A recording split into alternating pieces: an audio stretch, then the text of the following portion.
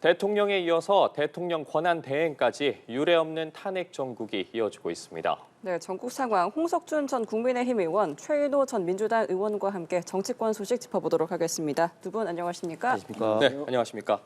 자, 어제 한덕수 대통령 권한대행 국무총리의 탄핵 소추안이 가결이 됐습니다. 관련 내용 먼저 짚어봐야 할 것 같은데 윤석열 대통령의 직무가 정지된 지 2주도 채 되지 않은 상황에서 유례없는 헌정사상 처음으로 대통령 권한 대행까지 탄핵안이 가결이 되게 됐습니다. 이제 헌법재판소의 심판을 받게 됐는데 어제 상황 어떻게 보셨는지 먼저 여쭤보죠. 예, 참 우려스러운 상황입니다. 민주당이 지금 이제 29번째 지금 탄핵을 하고 있습니다. 탄핵 어떤 중독을 정말 입증한 것이나 다름이 없는데 저는 설마 어느 정도 좀 약간 겁주는 거겠지 이렇게 좀 생각했습니다. 왜냐하면 지금 윤석열 대통령 탄핵 이후에 잘하신 것처럼 굉장히 지금 여러 가지 측면에서 우리 대한민국이 위기 상황에 빠져 있습니다. 대외 신인도도 그렇고 경제, 안보 등등 이런 어떤 비상시국을 수습해야 되는 이런 권한 대행까지 한덕수 총리 권한 대행까지도 이렇게 탄핵을 이렇게 정광석화처럼 빨리 진행하리라고는 예상을 못했는데 결국은 이런 어떤 모든 것들이 이재명 대표의 어떤 사법 리스크 등 때문에 빠른 어떤 탄핵 재판을 필요로 하기 때문에 그런 거 아닌가 싶고, 그리고 탄핵 관련해서도 사유도 보면은 예를 들면 뭐 내란을 동조했다든지 뭐 등등 제가 볼 때는 납득이 되지 않는 사유로 탄핵을 일방적으로 의결 종족수도 굉장히 앞으로 문제가 될 것 같습니다만은 정말 일방적으로 이렇게 권한 대행을 탄핵한 것은 제가 봤을 때 언론으로부터 특히 여론으로부터 많은 역풍을 불러일으킬 것으로 예상을 합니다. 예, 민주당에서는 앞서 특검법 공포라든가 헌법재판관 임명 등으로 탄핵에 대해서 추진과 유보 등의 입장을 계속 보이다가 속도를 높였습니다. 이번에 결국 탄핵을 가결시킨 건 더 이상 기다릴 수 없는 입장이었다고 봐야겠습니까? 네, 한덕수 총리가 그저께 담화를 통해서 본인은 헌법재판관 임명을 못하겠다, 여야 합의를 강조했지 않습니까? 그것은 사실상 임명을 안 하겠다는 것과 마찬가지죠. 왜냐하면 여당은 줄기차게 헌법재판관 임명은 하지 마라, 대행의 그런 역할과 규정이 없다, 이런 식으로 이제 주장해온 것을 이제 잘 알고 있으면서도 그럼 여야가 앉으면 헌법재판관 임명하자는 쪽에 합의를 할 수 있는 사항이 전혀 아닌데도 불구하고 총리가 여야 합의를 강조한 것은 헌법재판관 임명은 하지 않겠다. 그 왜 하지 않느냐? 그거는 국민의힘에서 요구하는 것이기 때문입니다. 왜냐하면 헌법재판 심판 속도를 최대한 늦추고 또 9인 체제가 아니고 6인 체제로 하면 한 사람이라도 혹시나 반대를 하고 하면은 탄핵이 기각될 수도 있지 않겠느냐 하는 그런 그 기대를 하는 국민의힘이나 윤석열 대통령 측의 입장을 손을 들어준 것이다. 그러면 시간이 간다고 해서 이런 입장이 바뀌지 않겠다고 본인이 아주 강력한 의지로 천명했으니까 저희들은 헌법적 질서에 따라서 또 총리의 탄핵 의결 정족수에 따라서 어제 국회가 그렇게 결정을 했는데요. 참 안타까운 것은 한덕수 총리가 이렇게 대행의 대행 체제로 가면 국정이 또 불안해지고 그동안 대행 체제에서 그나마 국제사회가 대한민국의 놀라운 민주주의 회복력, 국정 정상화 이런 것을 또 앞다투어서 긍정적으로 평가하고 있는데 그것이 또 부정적으로 바뀔 수 있다는 걸 누구보다도 잘 아는 분이 본인이 헌법적 질서에 따라서 법에 따라서 판단하겠다 해놓고 그 법에는 어떻게 되어 있습니까? 여야 합의를 강조한 어떤 헌법 구절도 없거든요. 그것은 법적으로 따르면은 당연히 7인 체제 이상이 돼야 되고 또 헌법재판소에서 대행 체제가 임명이 가능하다고 이미 의견을 밝힌 상태고 또 세 분의 헌법재판관 후보도 국민의힘 추천자조차도 임명하면 된다라고 이야기했는데 그러면 헌법이 해석이 엇갈릴 때 헌법재판소가 입장을 밝히고 헌법재판관 후보가 임명해도 된다 했으면 그거에 따르면 될 거 아닙니까? 이렇게 국정 혼란을 야기시키는 한덕수 총리의 국민의힘 윤석열 대통령 측의 일방적인 지지, 그에 대한 국회의 정당한 탄핵소추다 그렇게 생각합니다. 네, 어제 탄핵 결과에 대해서 한 총리는 국회 결정을 존중하고 직무 정지를 수용한다고 밝혔지만 국민의힘은 반발을 하고 있습니다. 헌재의 권한쟁의 심판 청구와 효력 정지 가처분 신청을 낸 상황이지 않습니까? 네. 지금 헌법에는 분명히 대통령이 구리 혹은 사고 시에 총리부터 해서 권한 대행을 이제 하도록 되어 있습니다. 즉 권한 대행도 불행한 일이지만 그 자체가 헌법 기관입니다. 그렇기 때문에 헌법학계의 통설은 권한 대행의 탄핵 의결 정족수는 당연히 총리와 다르다. 대통령과 준해서 판단을 해야 되는 것이 헌법학계의 통설입니다. 그리고 헌법재판연구소에서 주석 헌법재판소법 해설집에도 2015년도 발간된 바에 따르면 분명히 200명 이상, 국회의원 200명 이상의 탄핵 의결 종족수를 규정을 하고 있는 상황입니다. 이런 어떤 모든 사항이 합리적임에도 불구하고 의원식 국회의장은 단순히 총리 부분만 강조를 하면서 한덕수 국무총리를 탄핵하는 의결 정족수를 제적 과반수로 했습니다.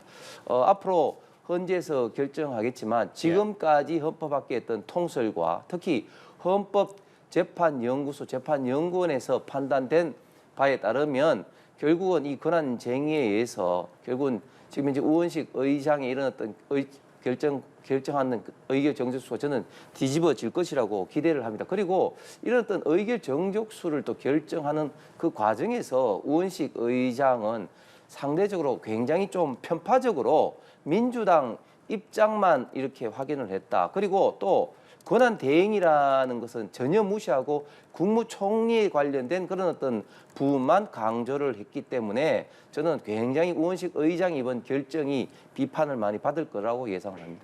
네, 의결 정족수에 대한 판단이 뒤집어질 수도 있겠다라는 입장 말씀해 주시면서 결국엔 또 현재의 판단을 기다려야 되는 상황이잖아요. 좀 어떻게 그렇습니다. 흘러갈 걸로 보십니까? 권한쟁의 이 신청은 국민의힘 의원들이 어제 투표에 불참했기 때문에 투표를 한 사항에서 자신들이 권리가 침해당했으면 신청할 수 있지만 투표 자체를 거부하고 불참했기 때문에 이 신청 주체가 되지 못한다.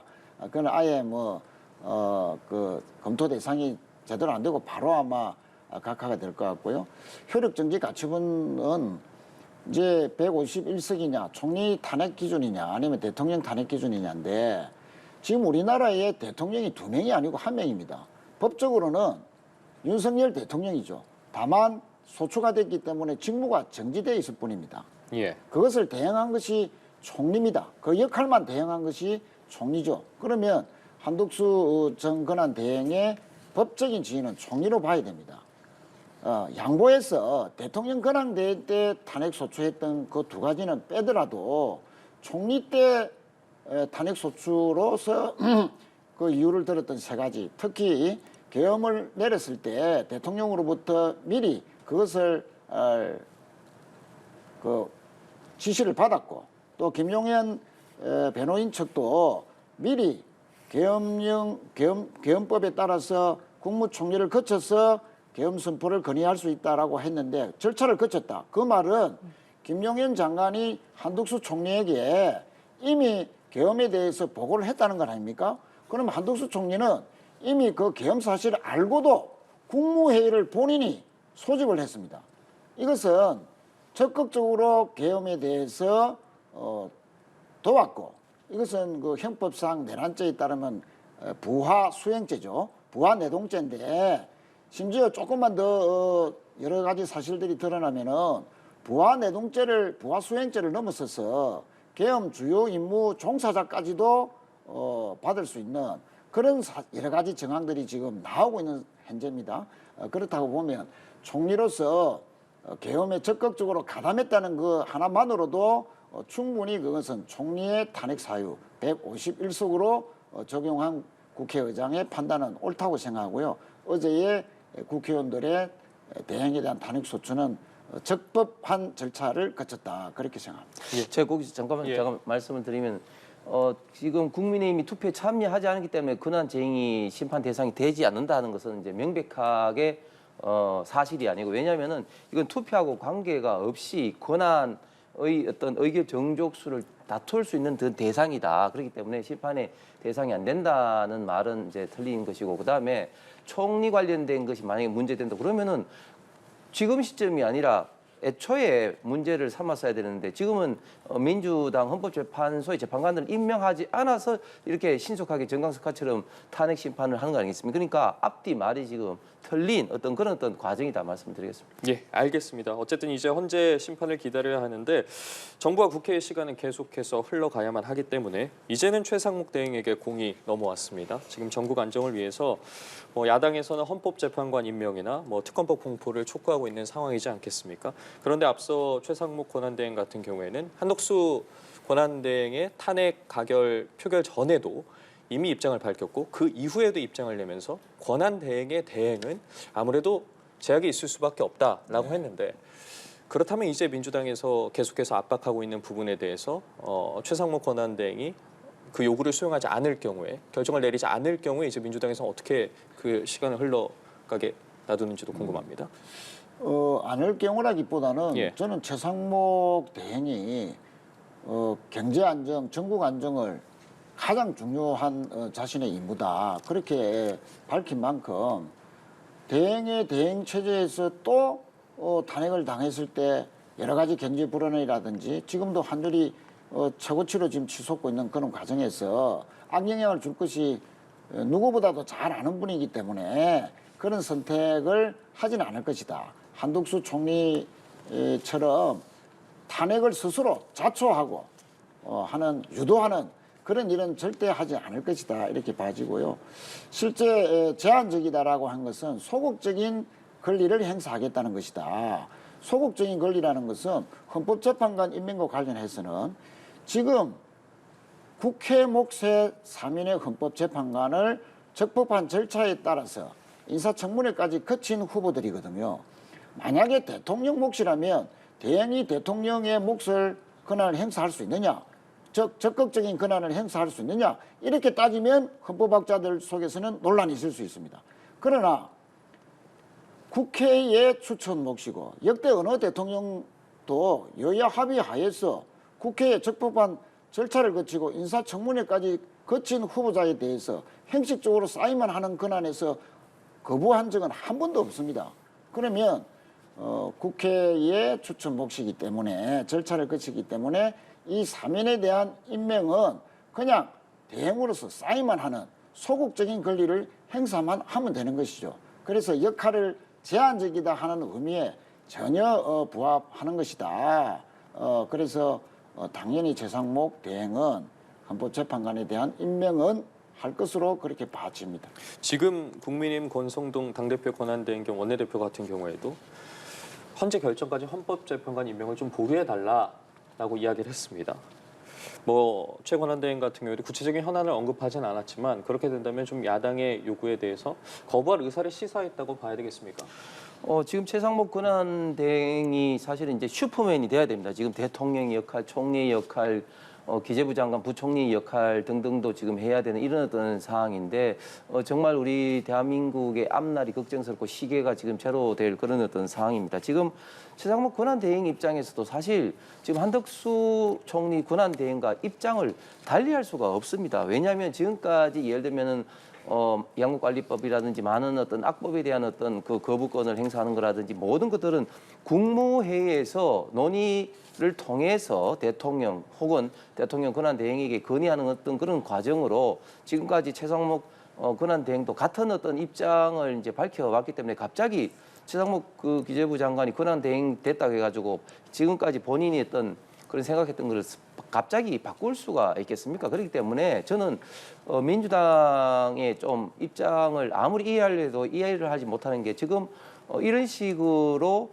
한덕수 권한대행을 지금 탄핵을 시켜서 결국은 최상목 권한대행이 좀 입장이 바뀔 거라고 기대를 할 수 있을까 할 정도로 똑같은 입장이 나올 수밖에 없는데 왜 이랬을까 하는 그런 어떤 입장인데, 예를 들면 헌법재판소 연구관 임명도 이런 것입니다. 조금 전에 우리 최 의원께서는 그냥 도장만 찍는다 하는데 전혀 그렇지가 않죠. 왜냐하면 모든 임명 처분은 그게 그 어떤 형식이라도 임명 처분한 어떤 그 대상에 대해서 임명 처분의 어떤 뭐 유효 무효를 따지는 법적 처분의 어떤 논쟁의 대상이 되는 겁니다. 그렇기 때문에 2017년도 황교안 권한 대행 때도 결국은 2017년 3월 10일 박근혜 대통령이 탄핵 인용이 결정되고 난 다음에 이선의 재판관을 임명했지, 그전에는 민주당이 강력하게 반발을 해서 당시에 추미애 대표라든지 많은 민주당 의원들이 반발해서 임명을 하지 않았습니다. 그런 어떤 과거의 어떤 선례를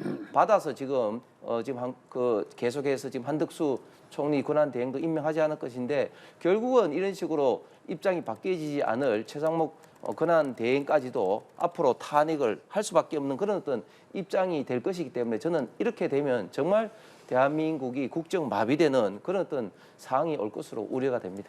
예, 거기서 제가 알겠습니다. 잠시만 예. 짧게만 네. 말씀드리면, 지금 헌법이나 국회법에는 또 관련 법에는 국회에서 추천한 헌법재판관은 대통령이 임명하여야 한다라고 강제 조항으로 되어 있습니다. 예, 그러면 그에 따라서 지금까지 대통령이 다 국회의 의사를 존중해서 그렇게 임명 절차를 해왔다 하는 것만 말씀드리겠습니다. 지금 이어서 그러면 이 부분 짧게 여쭤볼게요. 여야정 협의체 같은 경우에는 사실상 좌초된 상태지 않겠습니까? 계속해서 좀 이어나갈 수 있다고 보십니까? 어떠한 계기가 필요하다고 보십니까? 예, 당연히 그거는 곧 개최가 돼야 예. 되고 또 고체가 될 것으로 봅니다. 왜냐하면 한덕수 권한 대행이 일방적으로 국민의힘이나 윤 대통령의 편을 들었기 때문에 그 여야정 국정협의체가 가동이 안 된 것이지, 최상목 대행이 지금부터 경제안정, 국정안정을 위해서 최선을 다하겠다고 했고, 또 우리는 또 협조할 자세가 되어 있습니다. 그래서 최상목 대행이 한덕수 총리처럼 일방적이지 않고 편파적이지 않고 중립적으로 나라를 위해서 국정안정을 위해서만 업무를 한다면 당연히 저희들은 협조를 하고 제1당으로서 충분히 뒷받침할 자세가 되어 있다. 그래서 다음 주라도 최상목 대행 인사를 하러 국회로 오지 않겠습니까? 예. 우인식 국회의장과 함께 충분히 여야정 국정협의체는 다음 주 중으로 열릴 것이다. 또 열려야 한다. 그렇게 생각합니다. 지난 26일이랑 원래 31일에 네. 개최하기로 돼 있었는데 다음 주에 개최가 될 수 있을 거라고 보십니까? 저도 안 내려봅니다. 왜냐하면 여야정 협의체가 개최되려면 민주당은 본인들의 말을, 이재명 대표의 말을 들어야 아마 개최를 할 겁니다.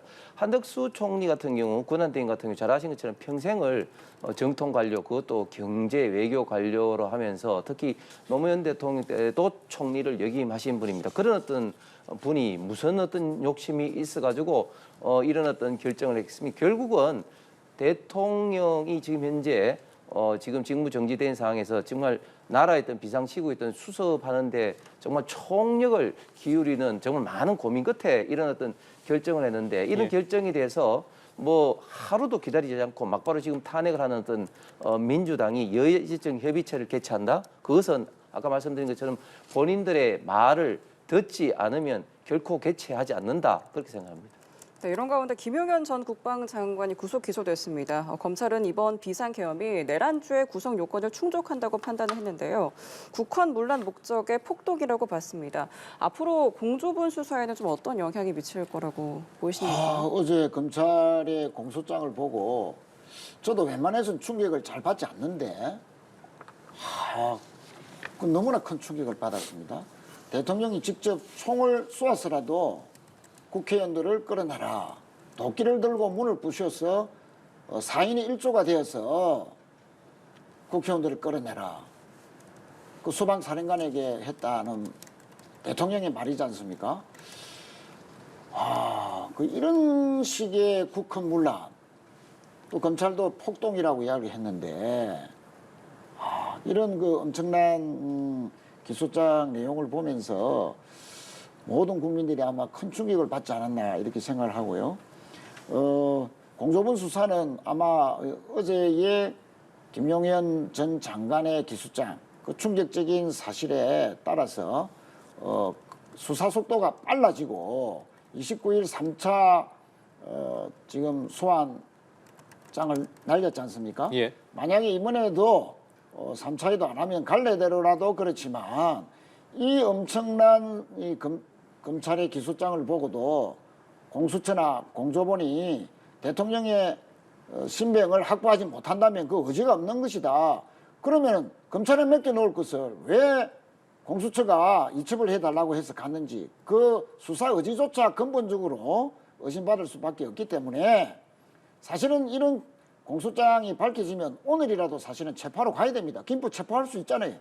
내란죄는 그런 측면에서 공수처나 공조본의 수사 강도는 더 세져야 되고 더 빨라져야 되고 일단 신변부터 빨리 확보해야 된다 이렇게 생각합니다. 네, 앞서 공소장 내용을 말씀해 주셨는데 김 전 장관 측은 이에 대해서 좀 반발하고 있지 않습니까? 예, 그렇습니다. 이거 결국 이제 재판에서 밝혀질 일이지만 재미있는 것은 민주당 같은 경우 이재명 대표 사안에 대해서 뭐 대장동이라든지 많은 사안에 대해서는 검찰의 어떤 주장을 하나도 믿지 않고 오히려 주장하는 어떤 검찰을 탄핵하고 있는데 이런 사안에 대해서는 또 검찰을 뭐 철석같이 믿는 것 같습니다. 저는 두 가지 문제만 일단 먼저 제기를 하겠습니다. 첫 번째, 관련된 이런 어떤 공소장은 원래 공개가 안 되는데 거의 뭐 언론 보도하듯이 이렇게 공개가 지금 되고 있다 검찰에서. 그 다음에 지금 검찰이 과연 지금 현재 내란 관련된 지금 수사할 수 있는 권한이 없는데 지금 직권 남용 관련해서 지금 수사를 하고 있습니다. 지금 대부분 행정처장조차도 이런 어떤 수사권이 없는 수사기관의 어떤 수사에 대해서 굉장히 좀 우려를 해서 결국은 이제 재판에서 이게 이제 문제될 거라고 경고도 한 바가 있습니다.